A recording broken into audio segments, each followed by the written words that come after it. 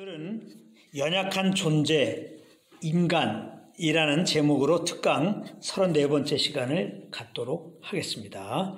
오늘 특강의 결론은 인간은 연약한 존재여서 죄를 범했고, 그러므로 모든 사람은 예수를 그 마음에 구주로 영접해야 구원을 받게 된다는 것입니다. 그리고 믿는 자들 역시 연약한 존재이기 때문에 그 안에 계신 성령의 인도하심을 따라야 주님을 섬길 수 있게 된다라는 것입니다. 창세기 2장 7절에 보면은 하나님께서 땅의 흙으로 사람을 지으셨다 이렇게 말씀하고 있습니다. 그런데 땅의 흙이라는 말에서 흙이라는 단어는 히브리어로는 아파르입니다. 아파르. 이 의미는 먼지, 티끌 이렇게 됩니다. 하나님은 바로 땅의 먼지로 사람을 지으셨다는 것입니다. 이것은 무엇을 의미합니까? 하나님은 사람을 지으실 때 연약한 존재로 만드셨다는 겁니다.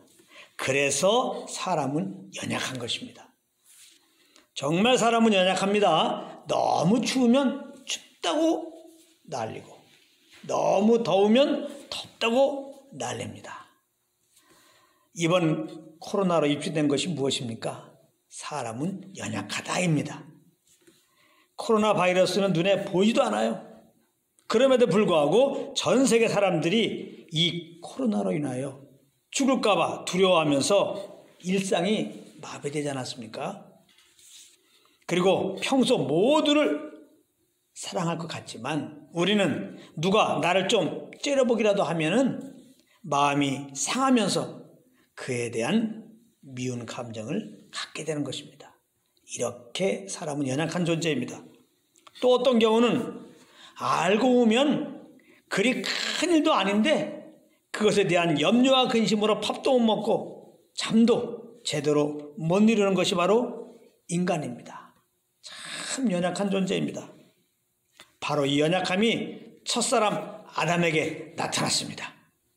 마귀가 하나님이 금하신 나무의 씨가를 먹으면 하나님같이 될 수 있다고 하니까 아담은 하나님의 말씀을 무시하고 마귀의 유혹을 따랐습니다. 물론 아담의 본심은 하나님의 명령을 어기고 싶지는 않았을 것입니다. 왜냐? 자기를 지으셨고 에덴 동산에 누워서 기쁨 가득한 삶을 허락하셨고 무엇보다 밤낮 하나님이 자기와 함께 하심으로 그 하나님의 사랑을 황홀하게 경험하고 있었기 때문입니다. 그런데 마귀 유혹에 한 방에 넘어갔습니다. 왜 그렇습니까? 연약해서 그런 것입니다. 사람은 참 연약합니다.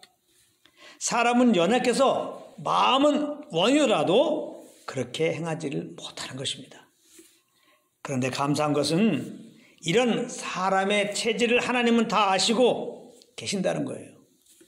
그리고 거기서 끝나는 것이 아니라 그 연약함을 이해해 주셔서 그 연약함을 나무라지 않게 하시고 오히려 그 연약함을 동정하여 주시고 그 연약한 우리를 도와주신다는 것입니다. 그 증거가 뭐냐? 그 사랑하는 아들을 우리에게 보내주신 것입니다.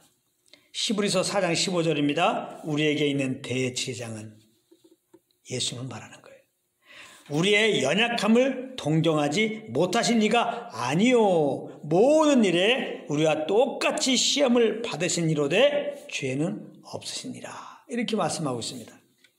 하나님은 사람이 연약하여 그 죄의 문제를 해결하지 못함을 아시고 그 아들에게 그 죄를 대신 담당하게 하시고 대신 십자가에서 피 흘려 죽게 하신 것입니다. 로마서 8장 3절입니다. 율법이 육신으로 연약하여 할 수 없는 그것을 하나님이 하시나니 곧 죄로 말미암아 자기 아들을 죄 있는 육신의 모양으로 보내어 육신의 죄를 정하사 이렇게 말씀하고 있습니다.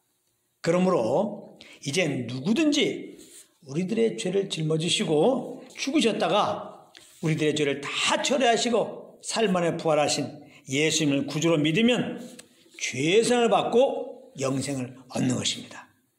요한복음 3장 16절입니다. 하나님이 세상을 이처럼 사랑하사 독생자를 주셨으니 이는 그를 믿는 자마다 멸망치 않고 영생을 얻게 하려 하심이라. 이렇게 말씀하고 있습니다. 그러므로 아직까지 예수 안 믿으신 분들은 꼭 회개하고 예수님을 구주로 영접해서 죄사함을 얻고 영생을 얻으시길 바랍니다. 그런가 하면 이렇게 예수님의 십자가의 공로를 힘입어 믿음으로 구원받았을지라도 여전히 구원받은 자들은 연약한 존재라는 겁니다. 우리가 아직 죄가 거하고 있는 육신을 가지고 있기 때문에 그렇습니다. 그러므로 이 죄성이 있는 한 우리는 결코 죄에서 자유할 수가 없는 것입니다. 그래서 마음이야 선을 행하고자 하지만 악을 행할 때가 믿는 자들 가운데 보면 많이 있는 것입니다. 로마서 8장 18절에서 20절에 보면은 사도 바울이 동일한 고백을 하고 있습니다. 내 속 곧 내 육신에 선한 것이 거하지 아니한 줄을 아노니 원함은 내게 있으나 선을 행하는 것은 없노라. 내가 원하지 아니하는 그것을 하면 이를 행하는 자는 내가 아니요 내 속에 거하는 죄니라. 이렇게 고백하고 있습니다. 그래서 하나님은 우리의 연약함을 돕고자 또 다른 보혜사 성령님을 보내주신 것입니다. 로마서 8장 26절 말씀입니다. 이와 같이 성령도 우리의 연약함을 도우시나니 우리는 마땅히 기도할 바를 알지 못하나 오직 성령이 말할 수 없는 탄식으로 우리를 위하여 친히 간구하시느니라. 이런 말씀이 있습니다. 여기 오면 성령도 우리의 연약함을 도우신다 그랬어요. 누가 또 우리를 도왔습니까? 예수님이 죄로 말미암아 지금 영원한 사망에 처한 우리들을 구원하시려고 이 땅에 오셨잖아요. 보혜사로 오신 겁니다. 그리고 우리 대신 십자가에 피 흘려 죽으시고 부활하신 것입니다. 그래서 사람은 어떻게 죄에서 구원받아요? 예수 믿음으로 구원받는 겁니다. 우리의 힘으로, 우리의 의로, 우리의 열심으로, 우리의 종교적인 어떤 행위로 절대 구원받는 게 아닙니다. 예수님은 인류의 보혜사로 오신 것입니다. 그리고 하나님은 예수님을 구원받은 자들 안에 성령을 보내신 것입니다. 우리를 도와주시려고. 성령님은 우리가 하나님의 아들로서 마땅한 삶을 살 수 있도록 돕기 위해서 오신 것입니다. 그래서 우리는 오직 이 성령의 인도하심을 따라 살아야 되는 것입니다. 예수님을 믿어야 사람이 유일하게 구원받고 하나님의 아들이 되는 것처럼 성령의 인도하심을 따라야 우리는 하나님의 아들답게 유일하게 살아갈 수가 있는 것입니다. 로마서 8장 14절입니다. 무릇 하나님의 영으로 인도함 받는 사람은 곧 하나님의 아들이라. 이렇게 말씀하고 있어요. 하나님은 지금 영의 인도함을 받는 자들을 찾고 계세요. 하나님이 이 땅을 보면서 찾는 자가 있어요. 뭐 하는 자를 찾느냐? 영의 인도함 받는 자들을 찾는다고요. 이것은 제가 지어서 말하는 것이 아니라 예수님이 그렇게 말씀해 주셨습니다. 요한복음 4장 24절에 보면은 아버지께서는 자기에게 이렇게 예배하는 자들을 찾으신다 말씀하시면서 이런 말씀하셨습니다.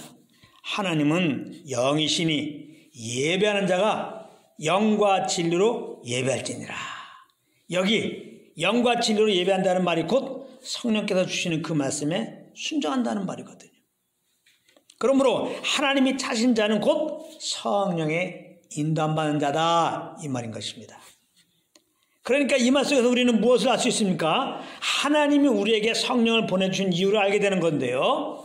하나님은 우리가 예배하는 삶을 살기 원하는데 하나님이 보실 때 우리가 연약하여 그런 삶을 살 수 없기 때문에 그런 삶을 살게 하시려고 성령을 보내주신 것이다 이 말입니다.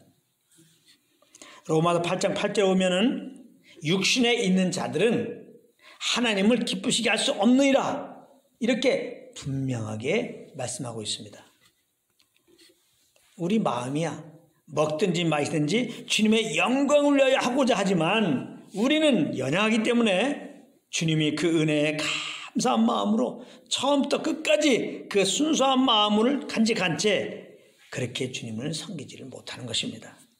그래서 주님을 위해서 무슨 일을 한다고 하는 교회에서도 보면 시기와 다툼이 끊이지 않고 일어나고 있는 것입니다. 왜 그렇습니까? 다 우리들의 자욕 때문에 그런 것입니다. 우리들의 연약함 때문에 그런 거예요.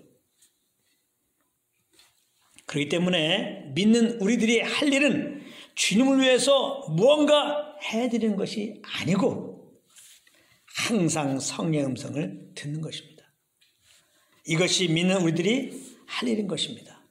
요한복음 6장 29절에 보면 어떻게 하여야 하나님의 일을 하오리까 하고 무리들이 예수님께 물어봤을 때 예수님은 이렇게 대답하셨습니다. 하나님께서 보내신 일을 믿는 것이 하나님의 일이니라.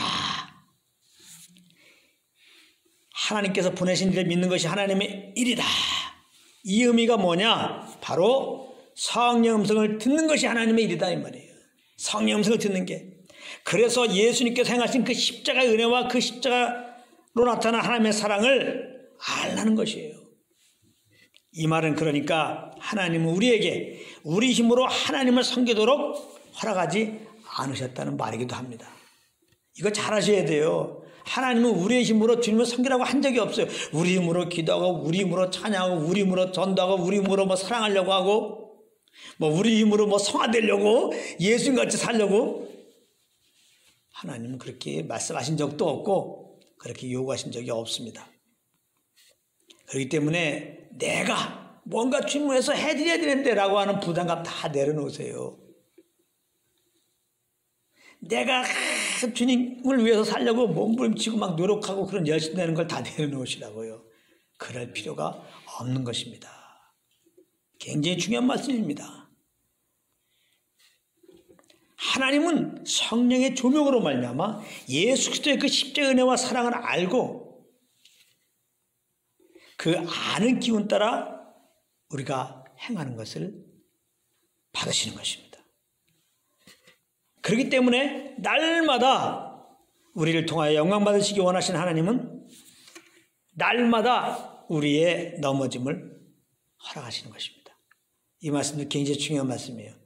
하나님이 날마다 우리의 넘어짐을 허락하신다. 가만히 보면 그렇습니다. 얼마나 우리가 시시로 우리 마음과 달리 성령께서 주시는 그런 마음과 달리 생각하고 말하냐 이 말이에요. 얼마나 많이. 이것이 우리들의 넘어짐입니다. 성령께서 주시는 그 마음과 달리 생각하고 말하는 거 이것이 넘어짐이에요. 그럼 왜 이렇게 우리가 합니까? 연약해서 그런 거예요. 연약해서. 우리 마음을 성령께서 주시는 마음 따라 살기를 원해요. 그렇게 말하고 행하기 원하는데 연약하기 때문에 이렇게 안 돼요. 그러면 하나님이 왜 이런 넘어짐들을 허락하실까요? 우리가 연약한 존재인 것을 깨닫게 하기 위함인 것입니다. 그래서 오직 성령의 음성에 귀를 기울이도록 오직 성령을 따라 행하는 자가 되게 하기 위해서 그런 것입니다. 그러므로 혹 연약하여 넘어졌다고 너무 자책하며 괴로워하지 마시길 바랍니다. 오히려 그 일을 통하여 나는 한없이 연약한 존재임을 깨닫고 그런 나를 온전한 하나님의 예배자로 서도록 인도하시는 선하님께 더 귀를 기울이시길 바랍니다. 그래서 더 그때의 십자가 은혜와 하나님의 사랑을 경험하시고 그 사랑에 강건되어 행하는 그러므로 참으로 하나님이 찾으시는 예배자들이 되시기를 우리 주 예수 그리스도의 이름으로 축복합니다.